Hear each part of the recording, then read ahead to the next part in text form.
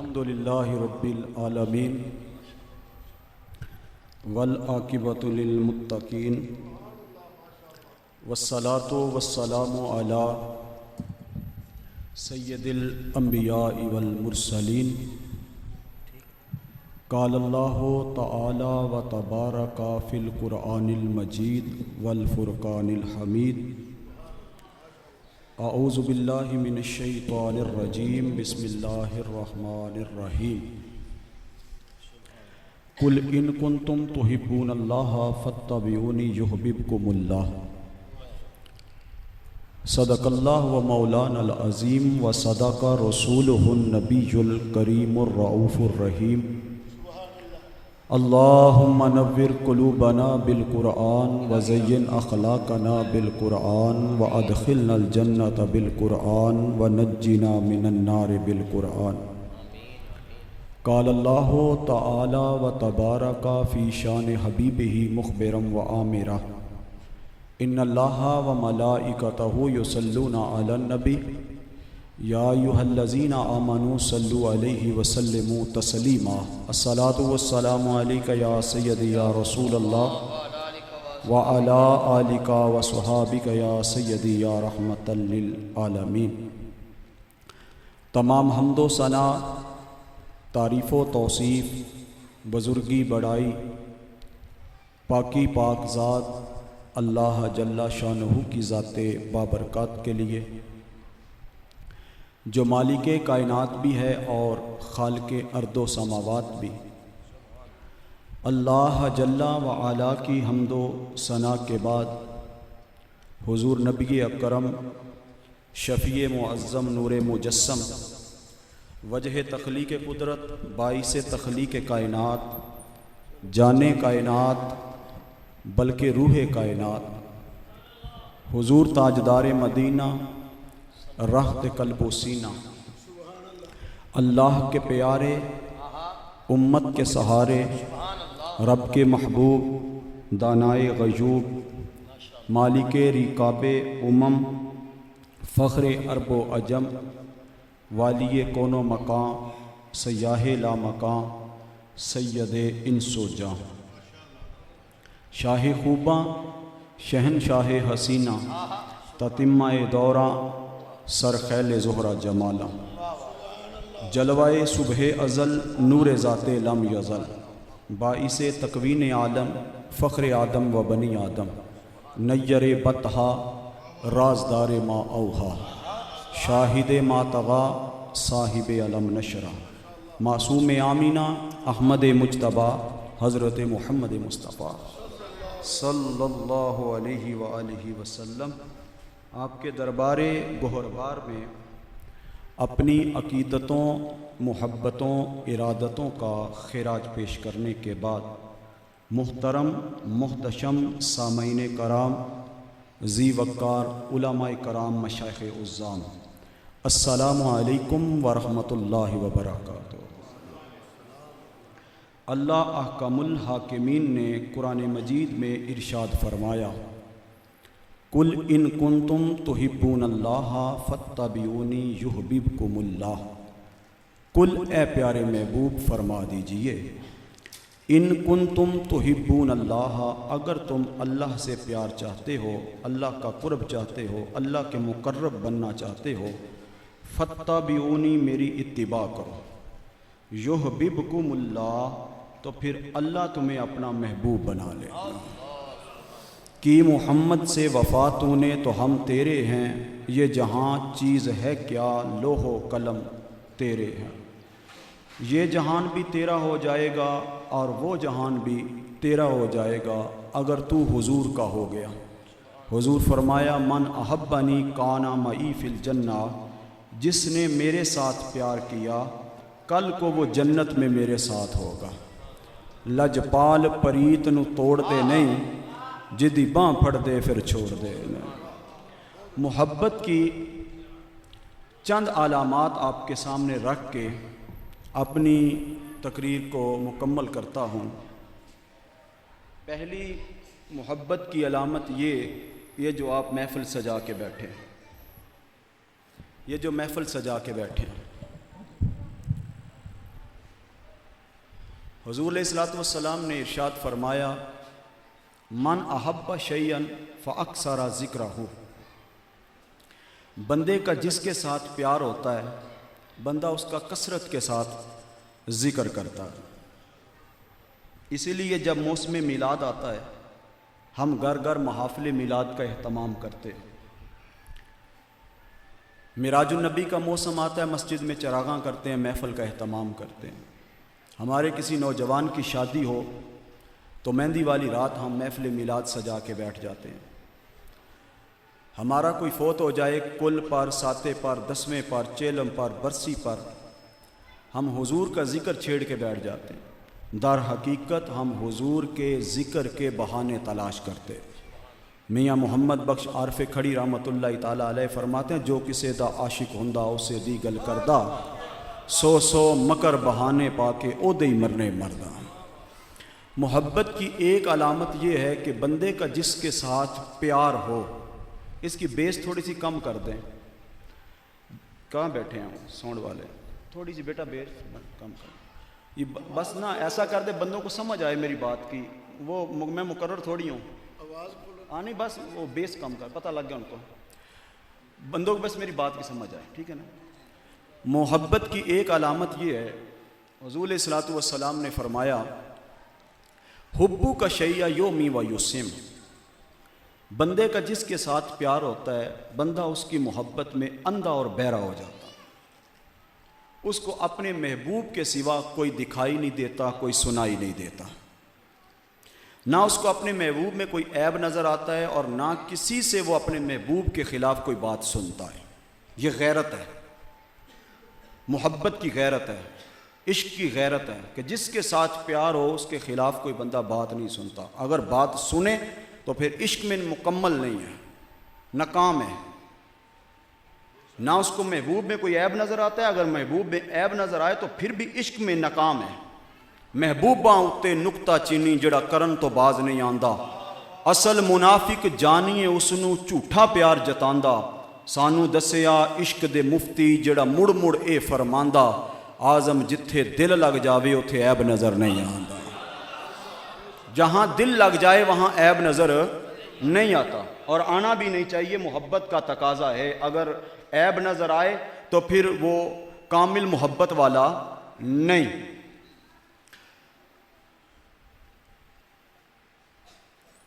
یار جہاں عیب ہوں وہاں عیب نظر نہیں آتے، تو جس ذات میں عیب ہو ہی نہ، اگر کوئی وہاں عیب دیکھے، وہاں عیب تلاش کرے، تو پھر میں کہا کرتا ہوں اس کو مینٹل ہاسپٹل لے جاؤ۔ اس ذات میں عیب تلاش کر رہا ہے جس ذات میں عیب ہے ہی نہیں۔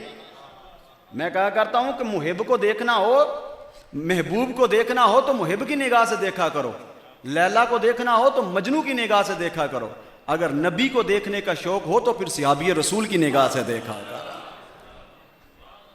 آئیے حضرت حسان بن ثابت سے سنتے ہیں حضور کی شان کیا ہے۔ کون حضرت حسان بن ثابت؟ حضور نے فرمایا یہ مومن اور منافق کے درمیان علامت ہیں۔ مومن حضرت حسان بن ثابت سے محبت رکھتا ہے اور منافق حضرت حسان بن ثابت سے محبت نہیں رکھتا۔ 120 سال عمر پائی حضرت حسان بن ثابت نے، بلکہ آپ کے والد نے بھی 120 سال عمر پائی ہے، آگے ان کے والد نے بھی 120 سال عمر پائی ہے، آگے ان کے والد نے بھی 120 سال عمر پائی ہے۔ یہ عرب میں واحد گھر ہے جس کی 4 نسلوں نے 120 سال عمر پائی ہے۔ آپ کے بیٹے تھے عبد الرحمن بن حسان بن ثابت، وہ جب کبھی موت کا ذکر ہوتا تو اپنی ٹانگیں پھیلا لیتے، کہتے ہمیں تو 120 سال بعد جا کے موت آئے گی، مگر ہوا یہ کہ وہ 48 سال کی عمر میں انتقال کر گئے۔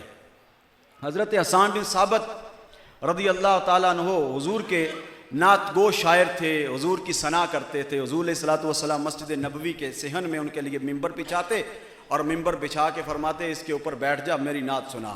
حسان بن ثابت ممبر پہ بیٹھ جاتے، سرکار نیچے بیٹھ جاتے۔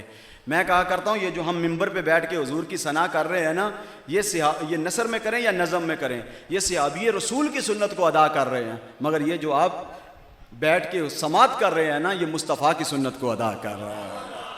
تو حضرت حسان بن ثابت کیا پڑھتے ہیں؟ وَأَحْسَنُ مِنْكَ لَمْ تَرَ قَطْ عَيْنِي وَأَجْمَلُ مِنْكَ لَمْ تَلِدِ النِّسَاءُ خلقتا مبرأ من کل عیب کأنک قد خلقتا کما تشاء، آقا آپ جیسا خوبصورت میری آنکھوں نے کوئی دیکھا ہی نہیں۔ پھر خیال آیا ہوگا 1400 سال بعد کوئی کہہ نہ دے ہے تھا، مگر حسان بن ثابت کو نظر نہیں آیا۔ کہا نہیں نہیں، نظر کیسے آتا، کسی ماں نے جنا ہی نہیں۔ حسینہ جمیلاں دا منہ موڑ دیتا، محمد بنا کے قلم توڑ دیتا۔ تو اجے میرا یار نہیں ڈٹھا، جنوں ویکھ کے چن شرماوے۔ ادھی راتی دن چڑھ جاوے، جے او مکھ تو نقاب اٹھاوے۔ جے او ہاتھ پھلاں وچ رکھدا، ہاتھ پھلاں تو ود جاوے۔ نین نشیلے مست رسیلے، وچ سونا کجل سہاوے۔ اکھ اگڑے تے انج پیا جاپے، جویں میں خانہ کھل جاوے۔ توبہ توبہ حسن سجندہ، اتے چال نہ چلی جاوے۔ علم خدا نے اینا دتا، عقلاں وچ نہ آوے۔ عقل خدا نے اینی دتی، علماں وچ نہ آوے۔ کی اعجاز نظر وچ او دی، جو آوے وک جاوے۔ خلق او دے نے مولی دنیا، کوئی ورلا جان بچاوے۔ آزم ایڈا سونا ماہی سانو کدرے نظر نہ آئے۔ اللہ اکبر۔ حضور کی محبت کا ایک تقاضا یہ ہے کہ حضور علیہ السلام کی سنتوں کو اپنایا جائے، حضور کی سیرت کو اپنایا جائے۔ لقد کان لکم فی رسول اللہ اسوۃ حسنہ، تمہارے لیے میرے محبوب کی زندگی بہترین نمونہ ہے، اس زندگی کو اپناؤ۔ ایک طرف ہم نے کچھ چیزیں مغرب سے لے لیں اور کچھ چیزیں ہندوؤں سے لے لیں، ان کو لے کے اپنی زندگی میں شامل کر لیا، لال پیلی تہذیب بنا لی اور بنا کے بڑے خوش ہیں۔ مگر یہ بات یاد رکھو، زندگی کے کسی نہ کسی کونے پہ جا کے یہ جو تمہاری تہذیب ہے تمہیں دھوکہ دے جائے گی۔ آؤ اپنے نبی سے وفا کرو، نبی کی سیرت کو اپناؤ، جو دنیا میں بھی وفا کریں گے آخرت والے دن بھی وفا کریں گے۔ حضور نے فرمایا اقبال نے فرمایا تمہاری تہذیب اپنے خنجر سے آپ خودکشی کرے گی، تمہاری تہذیب اپنے خنجر سے آپ خودکشی کرے گی۔ جو شاخ نازک پہ آشیانہ بنے گا وہ ناپائیدار ہوگا، ہوا کے ایک ہی جھونکے میں سب کچھ اڑ جائے گا۔ اس لیے اپنے نبی کی سیرت کو اپناؤ۔ حضور کی سیرت کے میں جس پہلو پہ بات کروں وہی روشنی دیتا ہے، وہی ہدایت دیتا ہے، وہی نور دیتا ہے۔ میں آپ کے سامنے حضور کی سیرت کا ایک پہلو رکھ کے اجازت چاہتا ہوں، اس کے ضمن و ذائل میں چند باتیں گزارش کرتا ہوں کہ حضور کی سیرت کا ایک خوبصورت پہلو یہ تھا کہ حضور ہر کسی سے پیار فرماتے تھے، اپنوں سے بھی بیگانوں سے بھی۔ وہ نبیوں میں رحمت لقب پانے والا، مرادیں غریبوں کی بر لانے والا، وہ اپنے پرائے کا غم کھانے والا۔ زمانہ جاہلیت میں بیوہ اور یتیم کو منحوس تصور کیا جاتا تھا۔ جو عورت بیوہ ہو جاتی، جو بچہ یتیم ہو جاتا، اس کے ساتھ سوشل بائیکاٹ کر دیتے، مقید کر دیا جاتا۔ اب نہ ان کا کوئی حال پوچھتا، نہ ان کی کوئی مالی معاونت کرتا، کسی طریقے سے بھی ان کی مدد نہ ہوتی، ان کو نظر انداز کر دیا جاتا۔ بس جیسے تیسے ہوتا وہ اپنی زندگی کو گزارتے۔ جب حضور نے اعلان نبوت فرمایا تو ایک گھر میں ایک بیوہ اور ایک یتیم رہتا تھا۔ بیوہ کے ساتھ معاشرے کا سوشل بائیکاٹ تھا، اس کے وجود پہ جو لباس تھا وہ رفتہ رفتہ پھٹ گیا، اس کے سر پہ جو دوپٹہ تھا وہ بھی پھٹ گیا۔ بچے کے دل میں تمنا پیدا ہوئی کہ کیوں نہ میں اپنی ماں کے لیے کہیں سے جا کے دوپٹہ لے آؤں۔ تو ماں سے کہنے لگا، ماں اگر اجازت ہو تو میں اپنے چچا سے تیرے لیے دوپٹہ نہ لے آؤں۔ ماں کہنے لگی، بیٹا یہ بے رحم معاشرہ دھکے دیتا ہے، دوپٹے نہیں دیتا، نہ جانا۔ ماں کہنے لگی نہ جانا۔ بیٹا کہنے لگا، نہیں ماں میرا خون ہے، جوش مارے گا جب میں جاؤں گا، جوش مارے گا۔ بچے کی ضد کے سامنے ماں ہتھیار ڈال دیتی ہے۔ بچہ بھاگتا ہوا چچا کے دروازے پہ پہنچتا ہے، جا کے دروازہ کھٹکھٹاتا، اندر سے آواز آتی ہے، کون؟ چچا میں تیرا یتیم بھتیجا ایک دوپٹے کے سوال کے لیے آیا ہوں۔ اندر سے آواز پتہ کیا آتی ہے؟ جا چلا جا منحوس، پہلے میرے بھائی کو لیا، مجھے لینا چاہتا ہے۔ دل کا غبار آنکھوں کے راستے باہر آ گیا۔ بچے نے رونا شروع کر دیا۔ روگاں وچوں روگ ہے وڈا جس دا نام غریبی، کنڈ کر کے لنگ جاندے رشتے دار قریبی۔ حضرات توجہ فرمانا، دو باتیں آپ کو بتا کے جا رہا ہوں، ساری زندگی ان کو اپنے سینوں کے اوپر لکھ لو۔ کوئی ہر غریب مانگنے والا نہیں ہوتا، ہر غریب مانگنے والا نہیں ہوتا۔ بعض اوقات ہمارے جو امیر بہن بھائی ہوتے ہیں نا، ان کو بہت فکر پڑ جاتی ہے، کوئی غریب آ جائے تو وہ پہلے ہی سنانا شروع کر دیتے ہیں، آج کل تو حالات ہی بڑے ٹائٹ نے، بچے دیاں تے فیساں نہیں دتیاں جاندیاں، کتے قرضہ نہ مانگ لوے۔ تو یہ بات یاد رکھنا کہ ہر غریب مانگنے والا نہیں ہوتا، اور ہر مانگنے والا غریب نہیں ہوتا۔ ہر غریب مانگنے والا نہیں ہوتا اور ہر مانگنے والا غریب نہیں ہوتا۔ ہم نے اس کائنات میں بڑے بڑے خوددار غریبوں کو دیکھا، انتہا درجے کے غریب اور انتہا درجے کے خوددار۔ میں سیالکوٹ سے تقریر کر کے آ رہا تھا، سردیوں کی راتیں تھیں، اس وقت آپ کو پتہ ہے 12 بھی بڑی لیٹ بجتے ہیں۔ تو ٹول پلازا جو ہمارے کاموں کی سے پیچھے ہے نا، یہ ٹول پلازا، اس کے اوپر چھوٹے چھوٹے بچے پاپڑ بیچ رہے ہیں۔ یہ ہر ٹول پلازے کے اوپر پاپڑ بیچ رہے ہوتے ہیں بچے، کسی کی 12 سال عمر، کسی کی 13 سال، کسی کی 15 سال، کسی کی 14 سال، یہ بچے پاپڑ سوئیاں بیچ رہے ہوتے ہیں۔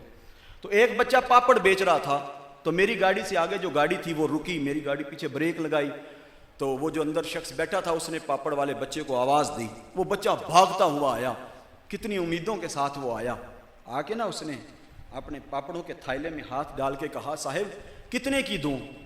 اس نے کہا کہ میں نے لینی نہیں۔ گاڑی والے نے کہا میں نے لینی نہیں، یہ 100 روپیہ تو رکھ لے۔ اس بچے نے پتہ کیا جواب دیا؟ اس نے کہا دامان توکل کی یہ خوبی ہے کہ اس میں پیوند تو ہوتے ہیں مگر دبے نہیں ہوتے۔ اس نے کہا صاحب میں اپنے بہن بھائیوں کو کما کے کھلاتا ہوں، مانگ کے نہیں کھلاتا۔ اگر لینی ہے تو لے لے، نہیں لینی تو آپ کی مرضی ہے، مگر میں مانگ کے اپنے بہن بھائیوں کو نہیں کھلاتا۔ یقین جانو میں رونا شروع ہو گیا، آستانے تک میں روتا گیا۔ میں نے کہا پیروں، کتنے بڑے پیروں کو اس بچے نے جھنجھوڑ کے رکھ دیا، جو ہر غریب کے سامنے ہاتھ پھیلاتے پھر رہے ہیں، ہر یتیم کے سامنے ہاتھ پھیلاتے پھر رہے ہیں۔ میں نے کہا کتنے پیروں کو جھنجھوڑ کر، روتا گیا۔ پھر میں ایک شعر اقبال کا پڑھتا گیا اور دعا کرتا گیا، وہ دعائیا شعر ہیں اقبال کے، خودداری ساحل دے آزادی دریا دے، بے لوس محبت ہو بے باک صداقت ہو، امروز کی شورش میں اندیشہ فدا دے، میں بلبل نالا ہوں ایک اجڑے گلستان کا، تاثیر کا سائل ہوں محتاج کو داتا دے۔ میں روتا ہوا پہنچا آستانے تک، ہچکیاں بند کی میری کہ ایک بچے نے غیرت تو حمیت کو بیدار کر دیا۔ بڑے بڑے وائزوں سے وہ کام نہیں ہو سکا، بڑے بڑے وائزوں سے وہ کام نہ ہو سکے جو اس بچے نے کر دکھایا۔ یہ جو چھوٹے بچے ہوتے ہیں نا، یہ اپنے گھروں میں بڑے ہوتے ہیں، کسی کا باپ نہیں ہوتا، کسی کی ماں بیوہ ہوتی ہے، کوئی غریب ہوتا ہے، کسی کے سر بہنوں کا بوجھ ہوتا ہے، کسی کی پڑھائی کے اخراجات ہوتے ہیں، مگر ہم کیا کرتے ہیں؟ یہ ہوٹلوں پہ دیکھیں نا بچے، چھوٹے چھوٹے بچے وہاں پہ چائے رات کو جائیں تو چائے دیتے ہیں، تو ہم کیا کرتے ہیں ان کے ساتھ جا کے؟ ہمارا سلوک کیا ہے؟ ان کو جھڑکیاں مار رہے ہوتے ہیں، ادھر آؤ، آ صاف کر رہے ہو، انج کر رہے ہو، انج کر رہے ہو۔ پینی 50 روپے کی چائے کی پیالی ہے، مگر ان کو ہم جھڑکیاں لگا رہے ہوتے ہیں۔ کبھی تصور تو کر، اس جگہ اگر تیرا بچہ ہوتا، شکر نہیں کرتا کہ اے سی کے نیچے تیرا بچہ سویا ہوا ہے؟ کس ماں کا دل کرتا ہے کہ اپنے بچے کو ٹھنڈی رات میں باہر بھیجے؟ کتنی مجبوریاں ہوتی ہیں، کتنے مسائل ہوتے ہیں۔ میں نے ایک بچے سے پوچھا تو کیوں رات کو کام کر رہا ہے؟ کہتا صاحب اوور ٹائم لگا رہا ہوں، صبح پڑھتا ہوں اور رات کو کام کرتا ہوں، باپ ضعیف ہے، اخراجات برداشت نہیں کر سکتا، تو اس لیے میں اپنی پڑھائی کے خرچے پورے کرتا ہوں۔ حضرات مہربانی فرمایا کریں، ان بچوں کو جھڑکا نہ کریں، پتہ نہیں کتنی مجبوریوں کے ساتھ یہ آئے ہوئے ہیں۔ اپنے اندر احساس پیدا کرو، احساس کا نام زندگی ہے، یہ چلنے پھرنے کا نام زندگی نہیں ہے۔ اگر احساس نہیں ہے تو یہ چلتی پھرتی لاش ہے۔ یہ ہاتھوں کے پکڑنے کا نام زندگی نہیں، آنکھوں کے دیکھنے کا نام زندگی نہیں، زبان کے بولنے کا نام زندگی نہیں، احساس کا نام زندگی ہے۔ ایک بات غالب نے کہا تھا، رگوں میں دوڑتے پھرنے کے ہم نہیں قائل، جو آنکھ ہی سے نہ ٹپکا وہ لہو کیا ہے، رگوں میں گردش خوں ہے اگر تو کیا حاصل۔ اقبال کہتا ہے رگوں میں گردش خوں ہے اگر تو کیا حاصل، حیات سوز جگر کے سوا کچھ اور نہیں۔ اقبال ایک جگہ کہتا ہے تر آنکھیں تو ہو جاتی ہیں پر کیا لذت اس رونے میں جب خون جگر کی امیزش سے اشک پیازی بن نہ سکا۔ مسجد تو بنا لی شب بر میں ایمان کی حرارت والوں نے، یہ من اپنا پرانا پاپی برسوں میں نمازی بن نہ سکا۔ کیا خوب امیر فیصل کو سنوسی نے پیغام دیا، تو نام و نسب کا حجازی ہے مگر دل کا حجازی بن نہ سکا۔ اقبال بڑا پودیشک ہے، من مو لیتا ہے باتوں میں، گفتار کا غازی تو بنا کردار کا غازی بن نہ سکا۔ حضرات وقت کے دامن میں اتنی وسعت نہیں۔ میں دوسری بات کرتا ہوں کہ ہر غریب مانگنے والا نہیں ہوتا اور ہر مانگنے والا غریب نہیں ہوتا۔ یہ جو آپ روڈوں پہ مانگتے ہوئے لوگوں کو دیکھتے ہیں نا، انڈر پاسز میں، اڈوں پر، یہ لوگ، ان کے اوپر ایک مافیا بیٹھا ہے جو ان سے منگوا رہا ہے۔ اور یہ مافیا صرف ادھر ہی نہیں، یہ مختلف جگہوں پہ یہ مافیا بیٹھا ہوا ہے، غریبوں، یتیموں، بے سہارا، لاچاروں، مجبور لوگوں کا حق کھا رہا ہے۔ یہ کبھی یوٹیلٹی سٹور میں آٹا، چاول، چینی، گھی سستے داموں آ جائیں، حکومت سبسڈی دے دے، تو یہ جو اوپر طبقہ بیٹھا ہوتا ہے نا، یہ بھی لوٹ کے کھا جاتا ہے، سٹاک کر لیتا ہے، پھر مہنگے داموں بیچتا ہے، پھر مہنگے داموں بیچ کے نا پھر بڑی ساری کوٹھی بناتے ہیں اس پرافٹ کے ساتھ، پھر بڑی ساری کوٹھی بنا کے اوپر لکھتے ھذا من فضل ربی۔ میں کہتا ہوں یہ ھذا من فضل ربی نہیں ہے، یہ عذاب الہی ہے، جو یتیموں، غریبوں، بے سہارا، لاچاروں کا مال لوٹ کے تو کوٹھی بنا رہا ہے۔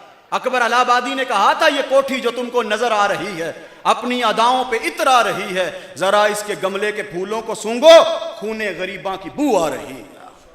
غریبوں، یتیموں، بے سہارا، لاچاروں کا مال لوٹ کے بڑی بڑی کوٹھیاں بنا کے پھر بڑی ساری محفل میلاد کرواتا ہے، پھر وہاں پہ حضور غوث پاک کی 11ویں دلاتا ہے۔ بات یاد رکھنا، اگر تو غریبوں، یتیموں، بے سہارا، لاچاروں کا مال لوٹ کے کوٹھی بنا کے پھر 11ویں دلوائے گا، 12ویں کا ختم دلوائے گا، تو یاد رکھنا نہ 11ویں والا راضی ہوگا نہ 12ویں والا راضی ہوگا، نہ 11ویں والا راضی ہوگا نہ 12ویں والا راضی ہوگا۔ حضور غوث العظم شیخ عبد القادر جیلانی، محبوب سبحانی، قطب ربانی شیخ سمدانی رحمۃ اللہ تعالی علیہ کے پاس وقت کا خلیفہ اشرفیوں کی تھیلی لے کے آیا، حضور نذرانہ قبول فرمائے، توجہ فرمانا، حضور نذرانہ قبول فرمائے، فرمایا جا لے جا، میں تیرا نذرانہ نہیں قبول کرتا۔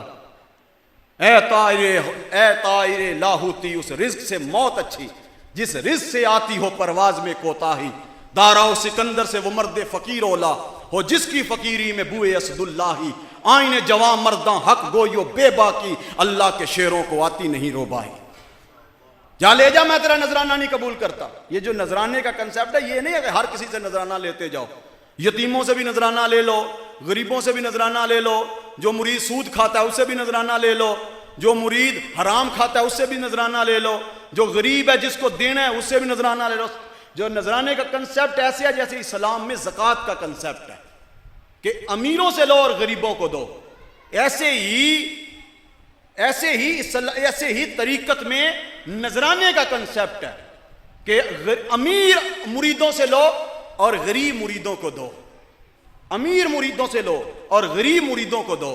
یہ نہیں ہے کہ ہر کسی سے لیتے جاؤ، نہیں، یہ ایسے نہیں ہے کہ جو غریب مرید ہیں وہاں کے وہیں کھڑے ہیں، پیر صاحب کہاں کے کہیں پہنچ گئے، پیر صاحب کی کوٹھیاں بن گئی، بینک بیلنس بن گئے، کاریں بن گئی، پیر صاحب کا پتہ نہیں کیا کیا بن گیا، مرید وہیں کا وہیں کھڑا ہے، جو 6 نسلوں سے کھڑا تھا وہیں کا وہیں کھڑا ہے، دادا بھی ویسا، باپ بھی ویسا، خود بھی ویسا، کہ پوتا بھی ویسا، پتر بھی ویسا، ویسے ہی ہاتھ باندھ کے کھڑا ہے۔ پیر نے ابھی تک مرید کو اوپر ہی نہیں لے کے گیا، نہ معاشی اس کی تعاون کی حالت اس کے ساتھ بدلی، نہ اس کے ساتھ کوئی معاشی تعاون کیا۔ اقبال نے کہا تھا ہم کو تو میسر نہیں مٹی کا دیا بھی، ہم کو تو میسر نہیں مٹی کا دیا بھی، گر پیر کا بجلی کے چراغوں سے ہے روشن، شہری ہو دیہاتی ہو مسلمان ہے سادہ، مانند بتاں پوجتے ہیں کعبے کے برہمن، نذرانہ نہیں سود ہے پیران حرم کا، نذرانہ نہیں سود ہے پیران حرم کا، ہر خرقہ سالوس کے اندر ہے مہاجن، میراث میں آئی انہیں مسند ارشاد، زاغوں کے تصرف میں ہیں عقابوں کے نشیمن، کہ عقابوں کے گھونسلوں میں کوے آ کے بیٹھ گئے اور نوچ نوچ کے کھا رہے ہیں، پوری مخلوق کو، مخلوق خدا کو نوچ نوچ کے کھا رہے ہیں۔ وہ حضرت نوح علیہ السلام کی جب جودی پہاڑ پہ کشتی لگی نا، تو نوح علیہ السلام اترے، تو کچھ عرصہ بعد حضرت نوح علیہ السلام نے کہا کہ جاؤ جا کے کوے کو کہا دیکھ کے پانی اترا ہے کہ نہیں اترا۔ کوا آیا اور آ کے اس نے دیکھا کہ مردار پڑے ہیں اور ایک طرف انسان مرے پڑے ہیں، ایک طرف جانور مرے پڑے ہیں. وہ بھول گیا میرا مقصد کیا تھا. وہ آ کے مردار کو کھانا شروع کر دیا. اس نے اپنے مقصد کو بھول گیا، مردار کو کھانا شروع کر دیا. اس نے کہیں اس کو دیکھو جی ہرن مل رہی ہے، کہیں اس کو شیر مل رہا ہے، کہیں اس کو کیا مل رہا ہے، طرح طرح کے ذائقے. اب وہ چھوڑتا ہے ذائقے، اب وہ چھوڑتا ہے، اس کو گوشت مل رہا ہے مختلف، وہ بھول گیا. جناب نوح علیہ السلام نے تھوڑی دیر بعد کبوتر کو کہا کہ میں نے کوے کو بھیجا تھا دیکھ کے آ کہ پانی اترا ہے کہ نہیں اترا، مگر وہ ابھی تک واپس نہیں آیا، جا کے دیکھ کے آ. کبوتر آیا، اس نے آ کے دیکھا کہ وہ تو مختلف ڈشیں کھا رہا ہے اور مختلف ذائقے لے رہا ہے. اور جا کے اس نے زیتون کا پتا لیا اور اپنے پنجوں میں ریت لی. جناب نوح علیہ السلام کے پاس پہنچا، یہ علامت تھی کہ پانی اتر گیا. تو نوح علیہ السلام سے کہنے لگا حضرت پانی تو اتر گیا. کہا وہ میں نے کوا بھیجا تھا. کہا حضور وہ جانے کا مقصد بھول گیا، وہ جانے کا مقصد بھول گیا.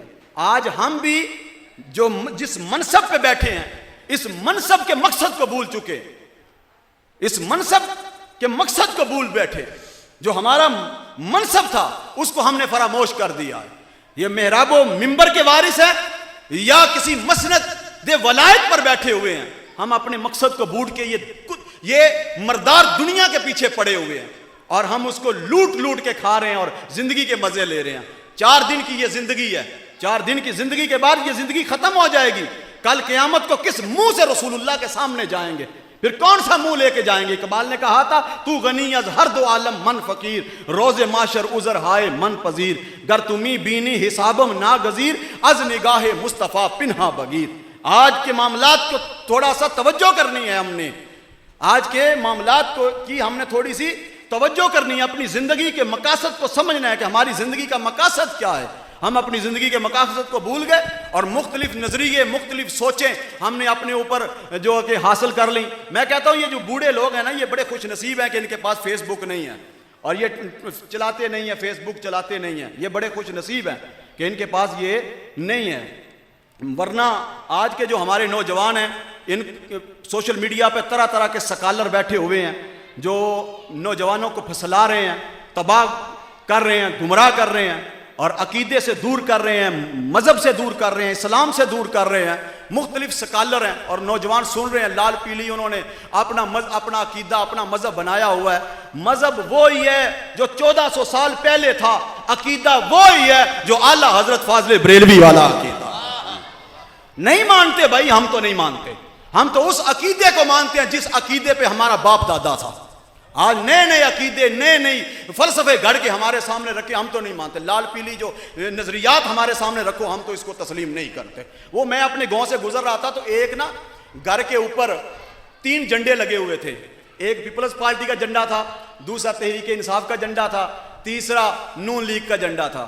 میں نے اس صاحب سے پوچھا، میں نے کہا صاحب میں نے آپ کے گھر پہ 3 جھنڈے دیکھے ہیں، ایک پیپلز پارٹی کا جھنڈا، ایک نون لیگ کا اور ایک تحریک انصاف کا. تو آپ کے 3 بیٹے ہیں تو تینوں مختلف پارٹیوں کے اندر ہیں. نہیں جی نہیں ہوتے، سانو جتھوں لبا سی لا دیتا، جتھوں لبا سا لا دیتا.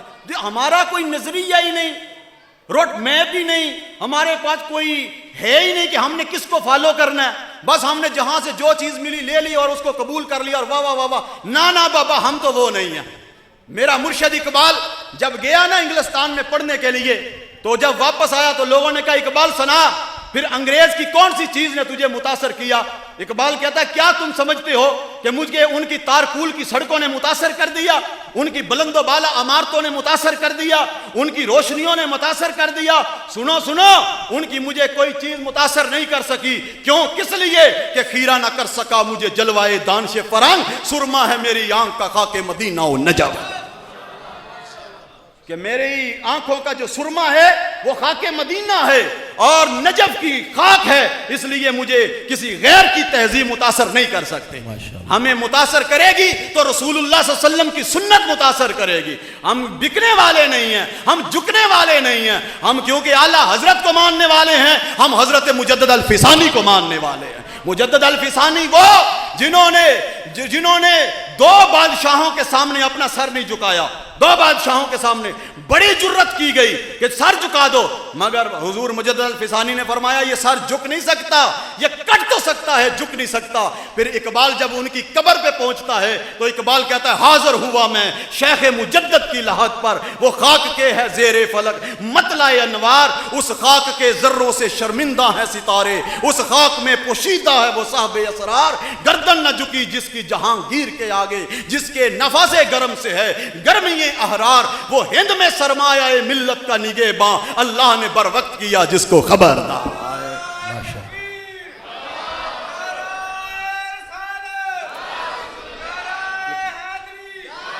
حضرات ہم ماننے والے ہیں اعلیٰ حضرت فاضل بریلوی کو، اعلیٰ حضرت کو کہا گیا نان پارا کے وہ شہنشاہ نے کہا میری شان میں کوئی قصیدہ لکھ دو، اعلیٰ حضرت نے کیسی باتیں کرتے ہو، ساری زندگی رسول اللہ کی ثنا کرتا ہوں، چند ٹگوں کے لیے میں تیرا قصیدہ لکھ دوں، کروں مدح اہل دو الرضا، پڑے اس بلا میں میری بلا، میں گدا ہوں اپنے کریم کا، میں گدا ہوں اپنے کریم کا، میرا دین پارا ہے نام۔